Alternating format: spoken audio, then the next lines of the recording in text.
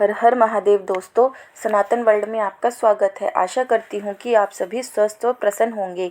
आपके कमेंट्स पढ़कर अच्छा लगता है कि आप सभी नागा वॉरियर्स की नेक्स्ट वीडियो का बेसब्री से इंतज़ार करते हैं और मुझे प्रोत्साहित करते हैं नेक्स्ट वीडियो अपलोड करने के लिए। आप सभी के प्रोत्साहन और प्रेम के लिए धन्यवाद। दोस्तों, अगर आपको सच में सनातन वर्ल्ड की वीडियो अच्छी लगती है तो प्लीज़ वीडियो को लाइक, कमेंट और शेयर करें ताकि यह ऑडियो बुक ज़्यादा से ज़्यादा सनातन प्रेमियों तक पहुँचे। तो चलिए दोस्तों, महादेव का नाम लेते हुए नागा वॉरियर्स की श्रृंखला को आगे बढ़ाते हैं। अध्याय 18, गणेश और Vasuki. What was that pounding that left everybody confused? पर्वतारोही थॉमस ने बलिदान और भाईचारे की सच्ची कहानी में खोए हुए उत्सुकता से पूछा। उस रहस्यमय नागा ने पर्वतारोही की ओर देखा, मुस्कुराया और जवाब दिया। कुछ विशाल जीव अपने विशालकाय शरीर के साथ सूर्य की रोशनी में चमकते हुए एक साथ युद्ध भूमि की ओर आगे बढ़ रहे थे। इतना कहकर नागा थॉमस की ओर देखकर मुस्कुराया। थॉमस नागा की मुस्कुराहट के रहस्य को समझने की कोशिश कर रहा था और कुछ क्षण बाद उसने उत्तेजना में चिल्लाते हुए कहा, I knew he was coming, I knew. यह कहते कहते खुशी के मारे उस अंग्रेज की आंखों से आंसू की कुछ बूंदें छलक उठी थी और हंसते हुए उसने नागा की ओर देखा। नागा ने आगे कहना आरंभ किया, हाथियों की कुल संख्या 9 थी। जहां उनके चमकते हुए हाथी दांत और खूबसूरती से लहराती सूंडों के साथ एक ऐसा दृश्य प्रस्तुत कर रहे थे जो इतना भव्य था कि किसी सपने जैसा लग रहा था। वे सभी साथ साथ चलते हुए अपने प्रत्येक भारी कदम के साथ धूल का तूफान पैदा कर रहे थे, जबकि उनकी चिंगाड़ती हुई आवाज़ें मानो जंगल का कोई गीत प्रस्तुत कर रही थी। बचे हुए नागा साधु अपनी गर्दन को मोड़कर वहाँ क्या हो रहा था इसे समझने की कोशिश कर रहे थे और कुछ ऐसी ही स्थिति अफगानों की भी थी। युद्ध के मैदान में एक पल के लिए सब कुछ थम गया था। अजय सहित नागाओं की आंखें आश्चर्य और हैरानी से तब फैलती चली गई जब उन्होंने देखा उन हाथियों के झुंड में सबसे आगे वनराज था, जो दुलारी के ऊपर बैठा था। उसके पिछले हिस्से पर वैसे ही झोले लटके हुए थे जैसे पहले लटके हुए थे। उसके साथ एक विशाल हाथी था जिसका आकार इतना बड़ा था कि उसे देखकर ही लोगों की रीढ़ की हड्डी में कपकपी दौड़ आ जाती थी। और उसके ठीक पीछे उसी आकार के 7 और विशाल हाथी अपने पैरों से दुश्मन को कुचलने के लिए युद्ध भूमि की ओर बढ़ते चले आ रहे थे। और उन सब के बीच नन्हा हाथी गोलू, जो आकार में बहुत छोटा था, हाथियों के समूह के साथ उत्साहपूर्वक दौड़ रहा था। अजय जानता था कि वनराज ने अपने वचन को तोड़ा है, लेकिन साथ ही वह यह भी जानता था कि युद्ध के इस क्षण में वनराज का आना कोई सैन्य सहायता नहीं बल्कि किसी दिव्य हस्तक्षेप जैसा था। दृश्य स्पष्ट था। वनराज अपने शाही कद और प्रभावशाली उपस्थिति के साथ और दुलारी अपने विशाल रूप और युवा ऊर्जा के साथ सूंड उठाए और कान फड़फड़ाते हुए भगवान गणेश की छवि प्रस्तुत कर रहे थे। You mean Lord Shiva's son, Lord Ganesh, the elephant headed God? Thomas ने उत्सुकता से पूछा। हाँ, भगवान गणेश, जो विघ्नहर्ता और बुद्धि के रक्षक के रूप में भारतवर्ष के अंदर सदियों से पूजे जाते हैं और जो जीवन के हर महत्वपूर्ण कार्य की सफलता के लिए अपना आशीर्वाद देते हैं, नागा ने उत्तर दिया और आगे बोला। धीरे धीरे वे विशालकाय हाथी और पास आते जा रहे थे, जिससे उनका विशाल आकार और अधिक भयावह लग रहा था। उन हाथियों में प्रत्येक हाथी के एक पैर का आकार 5 इंसानों के बराबर था और जब उनके पैर जमीन पर पड़ते थे तो उनके प्रत्येक कदम से धरती कांप जाती थी। युद्ध के मैदान में दोनों तरफ के सैनिक रुक गए, कुछ आश्चर्य में तो कुछ भय में, क्योंकि ये सिर्फ हाथी नहीं थे बल्कि चलते फिरते पहाड़ थे। और जैसे ही उन्होंने युद्ध के मैदान में प्रवेश किया, सरदार खान की मजबूत दिखती सेना के बीच कोहराम मच गया, क्योंकि उन हाथियों ने किसी अभेद्य किले की तरह दिख रही सरदार खान की सेना को कुचलना शुरू कर दिया। वे अफगान सेना और नागा साधुओं के बीच में चीन की दीवार की भांति खड़े थे। घोड़े, जो इतने विशाल जानवर को देखने के आदी नहीं थे, डर के मारे अपने ऊपर बैठे घुड़सवारों के लाख लगाम खींचने के बावजूद उन्हें लेकर उल्टी दिशा में ही भागने लगे थे। तोप चलाने वाले सैनिक ठिठक कर रुक गए थे, क्योंकि वे यह तय नहीं कर पा रहे थे कि निशाना कहाँ लगाना है। इसी बीच अजा ने वनराज को देखा और उससे पूछा। हालांकि अब उसकी आंखों में आदेश या किसी भी प्रकार के क्रोध की कोई भावना नहीं थी। हाँ, परंतु वह वनराज के लिए चिंतित जरूर था। उसने पूछा, तुमने ऐसा क्यों किया? यहाँ वापस क्यों आए? वनराज ने अजा के प्रश्नों का शाब्दिक रूप से कोई जवाब नहीं दिया। बस उसके होठों पर एक बड़ी सी आत्मिक सुख वाली मुस्कुराहट तैर गई, लेकिन उसकी आंखों में शरारत और किसी दृढ़ निश्चय की भावना साफ साफ झलक रही थी, मानो वह बिना कुछ कहे ही कह रहा हो, मैं भला कैसे पीछे हट सकता था। कुछ क्षण के बाद अजा ने वनराज को गले से लगा लिया था। वनराज के होठों पर आत्मीयता भरी मुस्कुराहट थी और उसकी आंखों से वात्सल्य भरी आंसुओं की धारा बह चली थी। अधिराज और बाकी सभी नागा साधु दोनों को दूर से देख रहे थे और इस दुख की घड़ी में भी उनके चेहरे पर आत्मिक खुशी की लहर साफ साफ दिखाई पड़ रही थी और उनके टूटते आत्मबल को एक बार फिर बल मिला था। नारायण, जो हमेशा से वनराज पर संदेह करता था, आत्मग्लानि से भर उठा था। वनराज के प्रति अपने खराब व्यवहार को याद करते ही उसके मन का पश्चाताप उसकी आंखों से आंसू बनकर बह निकला था और उसने दौड़ते हुए जाकर वनराज को गले लगा लिया। आखिरकार नारायण की आंखों में सम्मान और अजा की स्वीकृति पाकर वनराज भावनाओं से अभिभूत हो गया और अजा कुछ कहता उससे पहले ही दुश्मनों पर टूट पड़ा। अपने साथ आए हाथियों को हमला करने का आदेश देते हुए उसकी आवाज युद्ध भूमि में मचे चीख पुकार के बीच गूंज उठी थी। वनराज का आदेश युद्ध की नींव, नियम और रणनीतियों को हिला देने वाला प्रतीत हो रहा था। दूर से देख रहे अजा ने वनराज की लापरवाही को पहचान लिया। अनुभवी योद्धा समझ सकता था कि वनराज के पास शेर का दिल था, लेकिन सैनिक का प्रशिक्षण नहीं। वनराज नहीं, अजा वनराज को रोकता उससे पहले ही वनराज अफगान सैनिकों की विशाल भीड़ के बीच पहुंच चुका था और अजा की चेतावनी युद्ध के शोर में डूब गई थी। वे विशाल प्राणी अपने सामने पड़ने वाले हर एक लक्ष्य को ध्वस्त करने के लिए अद्वितीय उत्साह के साथ आगे बढ़ रहे थे। दो हाथियों ने सीधे तोपों पर हमला किया, जहां उनकी रक्षा में खड़े सैनिक अपनी जमीन और तोपों की रक्षा के लिए असहाय लग रहे थे। सरदार खान भी हाथियों को तोपों के साथ खेलते हुए उन्हें ठोकरें मार मार कर चकनाचूर करते हुए बेबसी से बस देख रहा था।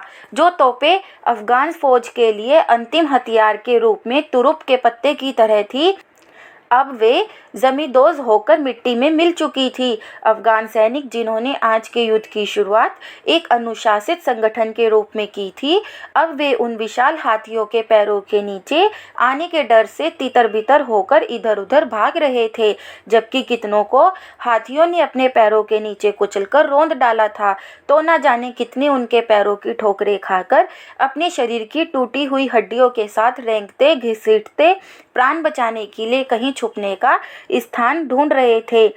युद्ध भूमि से लगातार हाथियों के पैरों के नीचे आने से अफगान सैनिकों के शरीर की हड्डियों के टूटने की आवाज़ के साथ साथ उनके सिर के फटने की आवाज़ भी गूंज रही थी।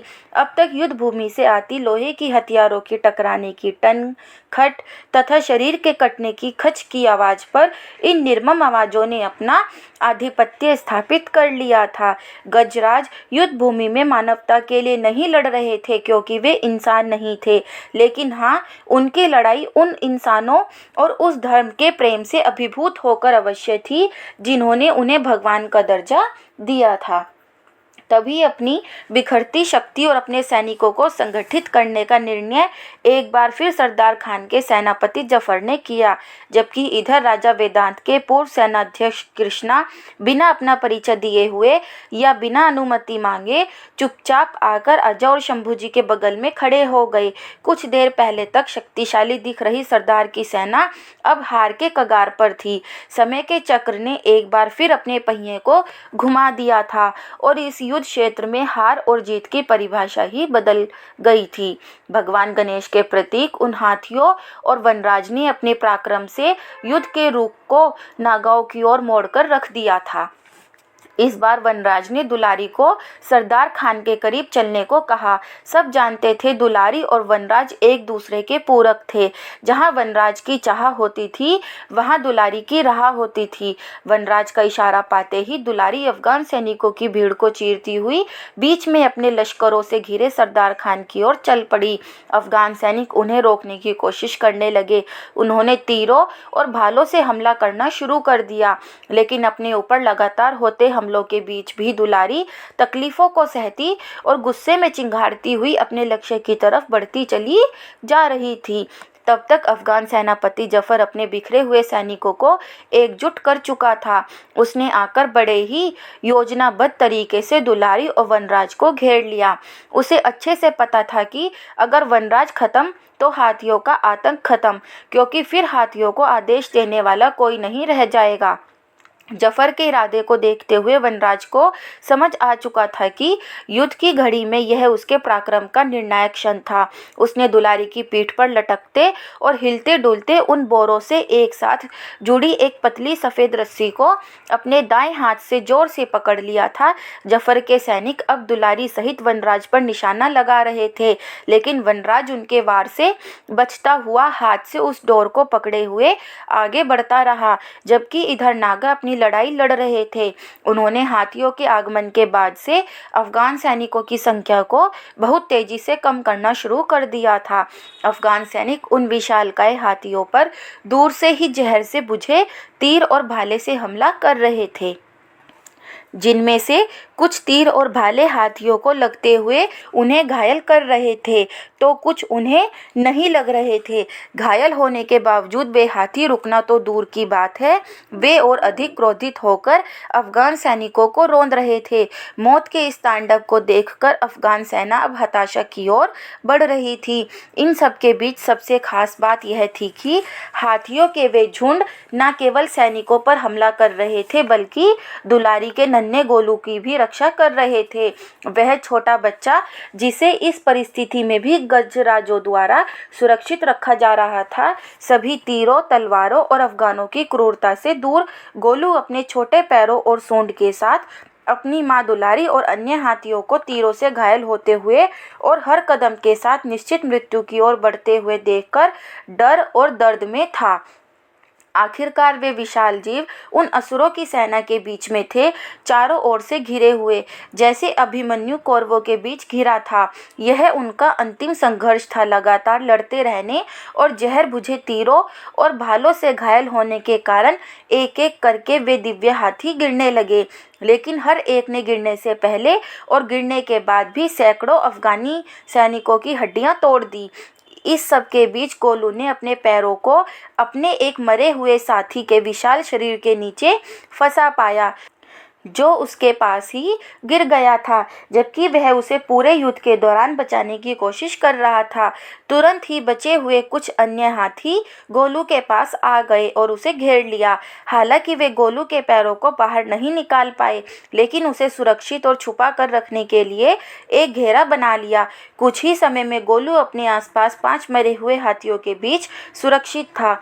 उसे अपनी सुरक्षा में घेर कर खड़े हाथियों ने मृत्यु को स्वीकार किया, लेकिन उसे छोड़कर नहीं गए। अब गोलू अपनी मां और वनराज को बहादुरी से लड़ते हुए देख पा रहा था, जो अपने जीवन की अंतिम सांसों को समेटकर युद्ध भूमि में दुश्मन का मुकाबला कर रहे थे। दुश्मन की तलवारें उनकी ओर बढ़ती हुई उनके शरीर को फाड़ती चली जा रही थी। तभी जफर द्वारा छोड़ा गया एक तीर उड़ता हुआ आया और वनराज के फेफड़ों को फाड़ता हुआ उसके शरीर को पार कर गया। अब वनराज और दुलारी दोनों ही बुरी तरह से घायल होकर खून से लथपथ थे। वनराज के शरीर में एक तीर उसके शरीर को चीरता हुआ उसके फेफड़े में अटका हुआ था कि तभी एक और तीर उसकी जांघ में आ धंसा। चलो देखें तो जरा यह आखिरी बचा हुआ हाथी और उसका सवार अपनी जान बचाने की कोशिश करते हुए कैसे भागते हैं और कहां तक भागते हैं। जफर ने अपने आसपास के सैनिकों की ओर देखते हुए क्रूरता भरी मुस्कान के साथ कहा। धीरे धीरे होश खोते हुए वनराज की आंखें दुश्मन की सेना के बीच दौड़ी और उसके सेनापति पर जाकर ठहर गई। दुलारी की पीठ पर अपने बचपन के सबसे पसंदीदा स्थान पर बैठा हुआ वनराज उसके दोनों कानों के बीच उसके मस्तक पर पेट के बल टेढ़ा होकर लेट गया, क्योंकि तीर अब भी उसके सीने में धंसा हुआ था और उसके शरीर से लगातार बहते खून के साथ उसकी जिंदगी भी बहती चली जा रही थी। हालांकि वनराज अपनी उस सफेद डोर को अपने दाएं हाथ में पकड़े हुए था, जो अब दुलारी के शरीर से बहते खून के कारण लाल हो चुका था। अपने जीवन की अंतिम सांसों को गिन रहे वनराज ने अपने हंसमुख स्वभाव के विपरीत धीमी आवाज में हाँफते हुए कहा, दुलारी, अब तुम्हें पता है कहाँ जाना है? जाने से पहले दुलारी ने अंतिम बार अपने बच्चे को मुड़कर देखा। उसने देखा उसके साथियों ने अपनी जान देकर गोलू की रक्षा की थी। उसने अपने मरे हुए साथियों के बीच अपने बच्चों की आंखों में देखा, जो उसकी ओर अपनी सूंड को उठाए अपनी मां की ओर एकटक देख रहा था। दुलारे की आंखों से आंसू की धारा बह चली और उसने अपने अंदर बचे शेष प्राण को समेटकर वनराज के आदेश अनुसार अपना कदम बढ़ा दिया था। अजा, शंभूजी और मठाधीश असहाय होकर वनराज और दुलारी को दुश्मनों की ओर बढ़ते देख रहे थे, जबकि नारायण अपनी गदा लेकर वनराज की ओर दौड़ पड़ा था, हर उस अफगान सैनिक को कुचलता और काटता हुआ जो वनराज और उसके बीच में आ रहा था। अपनी अंतिम सांसों को गिनते हुए दुलारी और वनराज अफगान सेना के विशाल खेमे में पहुंच गए थे। इससे पहले कि नारायण उन तक पहुंच पाता, दुलारी घायल होकर गिर पड़ी और वनराज अपने घावों से बहुत खून बहने के कारण मूर्छित होकर वहीं लुढ़क गया, जबकि दुलारी अत्यधिक दर्द में होने के कारण बिल्कुल शांत पड़ गई थी। वनराज की आंखें बंद थीं, लेकिन फिर भी उसने दुलारी के शरीर से बंधी हुई उन बोरियों से जुड़ी रस्सी को पकड़ रखा था। जफर सहित अफगान सैनिक उनके पास आ गए।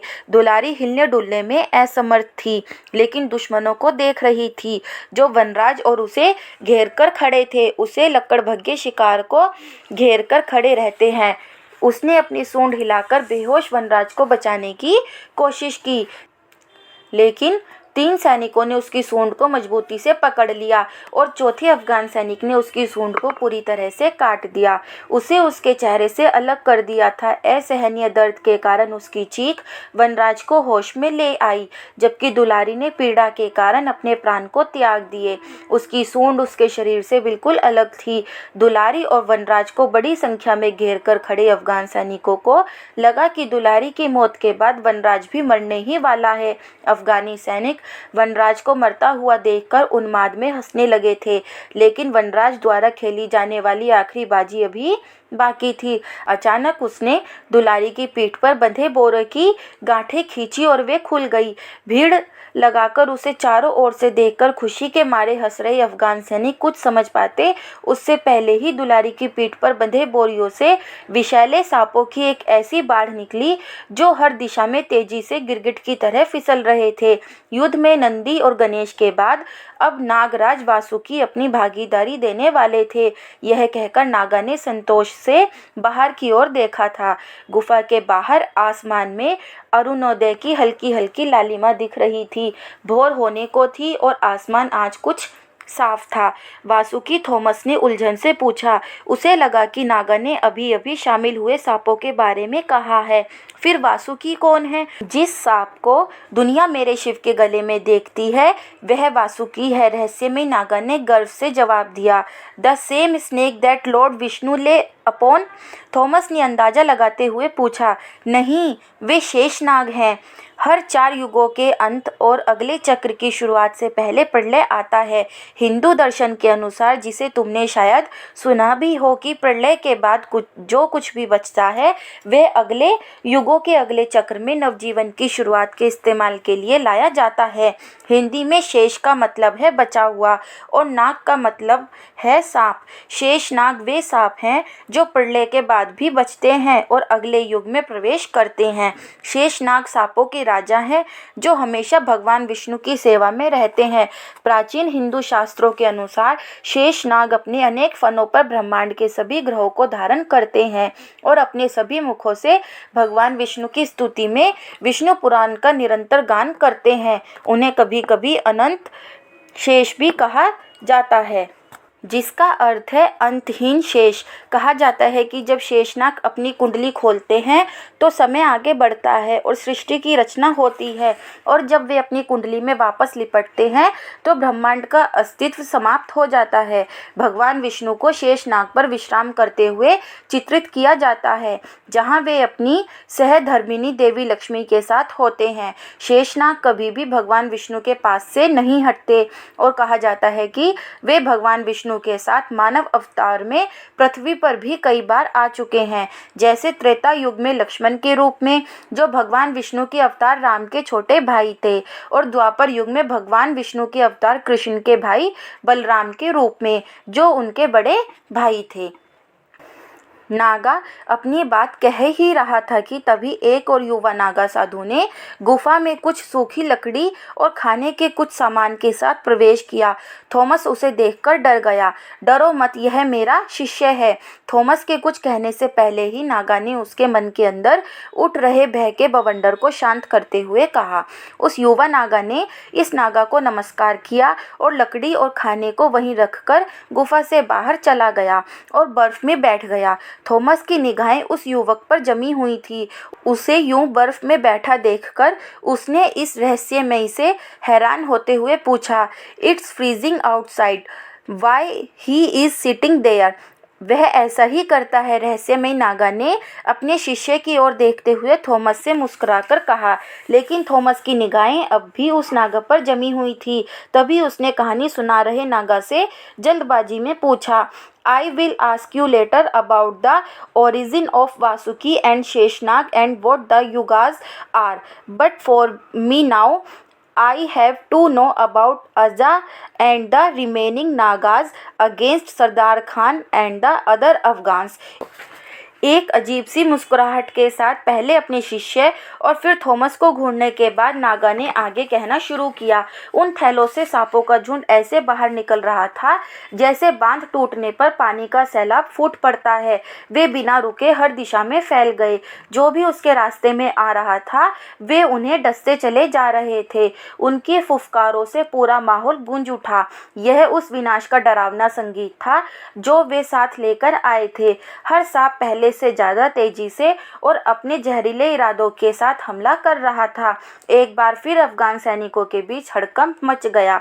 लोग भयभीत होकर इधर उधर भागने लगे, जबकि कई लोग इन विषैले सांपों के काटने से अपनी जान गंवा बैठे।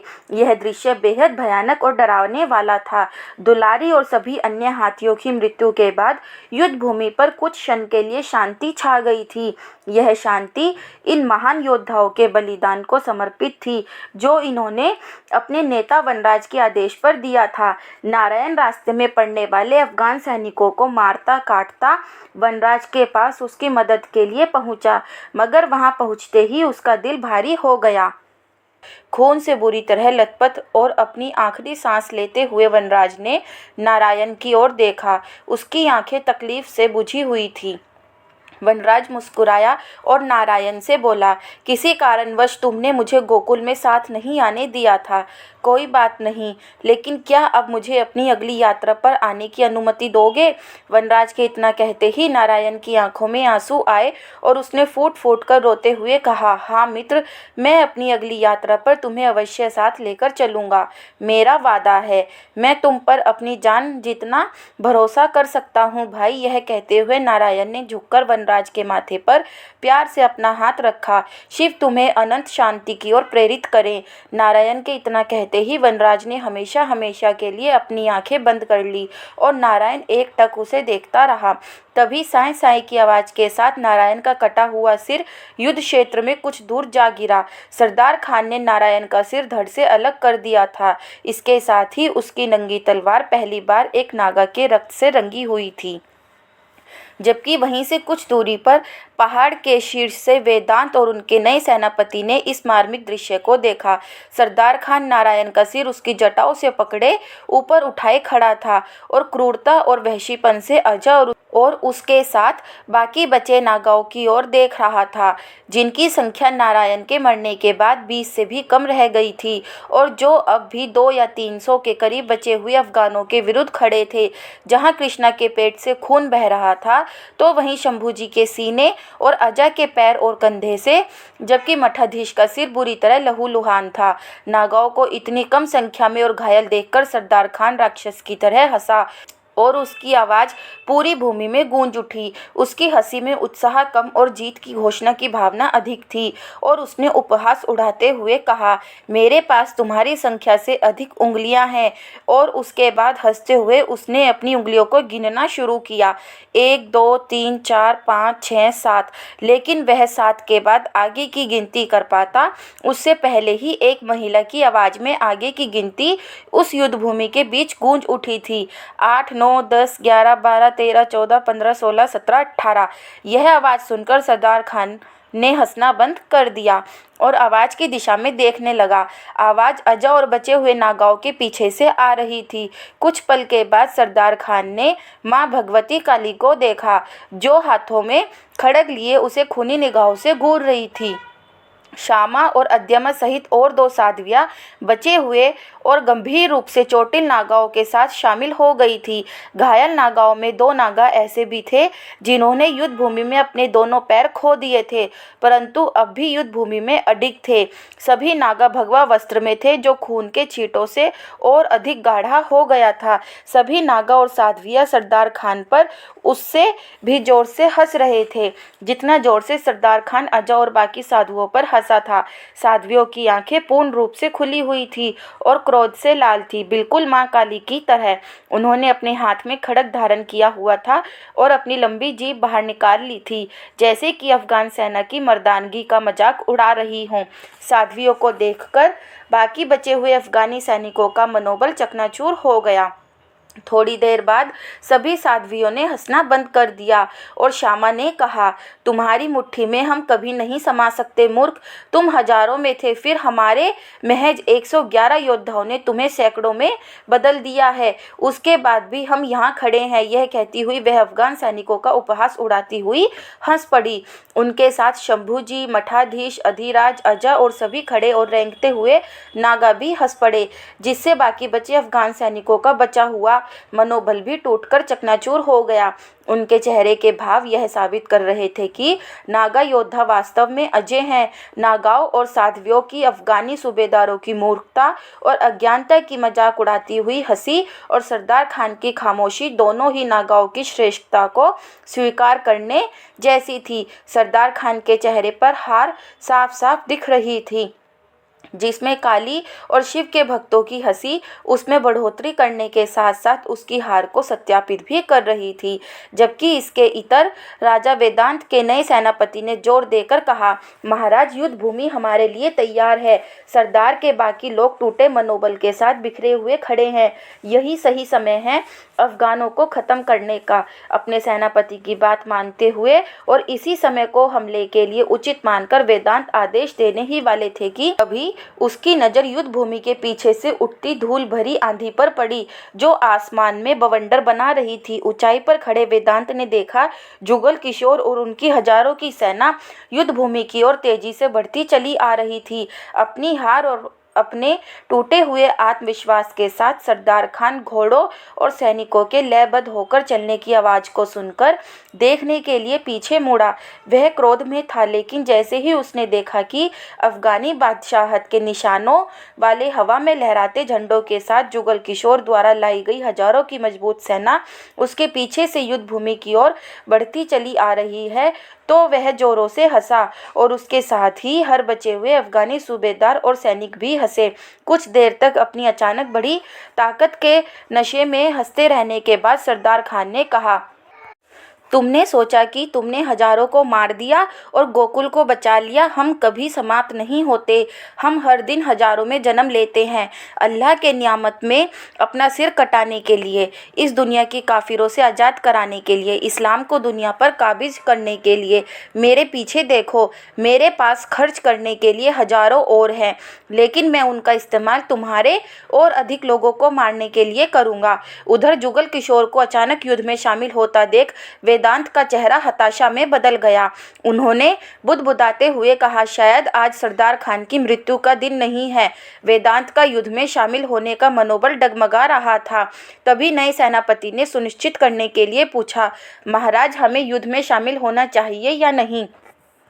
बहुत देर हो चुकी है। मुझे पता है नागा हार जाएंगे और अभी सरदार खान के विरुद्ध उतरना मतलब जुगल से दुश्मनी। हम यह खतरा अभी मोल नहीं ले सकते। वेदांत ने गहरी सांस लेते हुए कहा। उनका स्वर निराशा से भरा हुआ था। वेदांत के इतना कहते ही हरिपुर की सेना युद्ध से पीछे हट गई और नागा अपने भाग्य का सामना करने के लिए युद्ध भूमि में अकेले खड़े थे। अजा ने सरदार खान की नई आई हुई विशाल सेना की ओर देखा और दोनों हथियारों, त्रिशूल और गदा पर उसकी मुट्ठी कसती चली गई। युद्ध के अपने अंतिम संबोधन से पहले अजा ने साध्वियों की ओर देखा, जो मां काली रूप में असुरों का रक्त पीने के लिए खड़ी थीं। उसने मठाधीश को देखा, जो इस प्राणघातक परिस्थिति में भी दुश्मनों का संहार करने के लिए खड़े थे।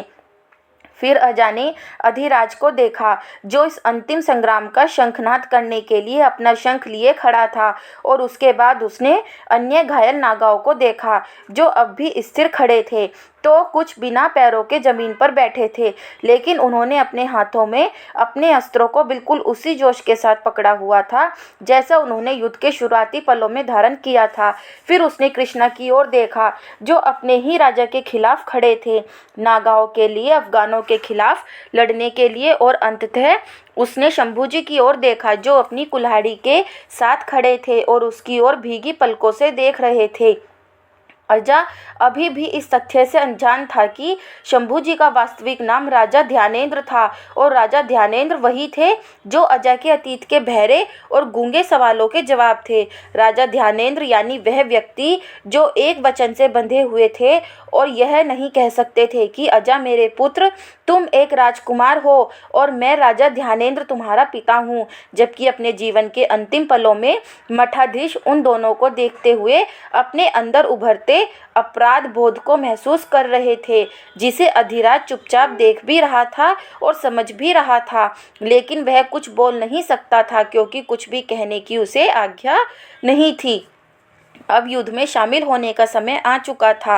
अंततः अजा ने कहा, मैं आपको प्रेरित करने के लिए हजारों शब्द कह सकता हूँ, लेकिन मुझे लगता है अब आप लोगों को प्रेरणा की आवश्यकता नहीं है। ना तब थी जब इस युद्ध की शुरुआत हुई थी, ना ही अब है। इसलिए मेरे पास कहने के लिए केवल यही शब्द है कि उसके बाद अजा ने गरजते हुए सिंह की भांति चिल्लाकर कहा, जब तक हम जीवित हैं यह युद्ध खत्म नहीं हुआ है। इतना कहने के साथ ही बाकी बचे हुए 18 नागाओं में से प्रत्येक ने खुद को युद्ध के लिए तैयार किया। अपनी मुट्ठियां कसी और हर हर महादेव के साथ काल बनकर सरदार खान की सेना पर टूट पड़े।